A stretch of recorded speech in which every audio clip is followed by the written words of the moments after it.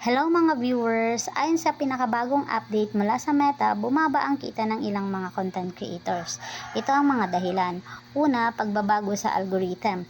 Madalas mag-update na nagre-resulta sa pagbabago sa paraan ng pag-promote ng content sa platform, kaya maaaring bumaba rin ang visibility ng content mula sa small creators na nagre-resulta sa mas mababang views at kita.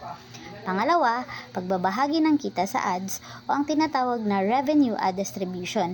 Kung maliit ang audience o engagement, maaaring mababa rin ang kita mula sa ads. Pangatlo, gabay sa paggawa ng content. Mas pinatindi ang mga content guidelines at policies upang masiguro ang pag-accommodate ng diverse audience at maaaring ma-demonetize kahit original kung hindi tumutugon sa bagong guidelines.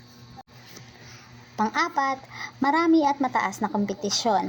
Dahil sa dami ng content na naglalabas sa platform, mas mahirap nang makakuha ng mas mataas na ranking sa search result o recommendation na nagre-resulta sa mas mababang exposure.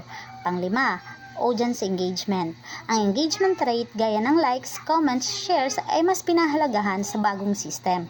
Kaya kung mababa ang engagement sa content, maaring magpababa rin ito ng kita. Kaya huwag magtaka kung bakit bumaba ang kita kahit ito ay original. Maraming salamat sa panonood at pag-update kasama ko. Sana ay nakatulong ang mga impormasyong ito sa pag-intindi sa mga pagbabago sa platform. Huwag kalimutang mag-follow para sa iba pang updates at tips. I-comment sa ibaba kung may iba pa kayong katanungan at suggestions. Hanggang sa uli!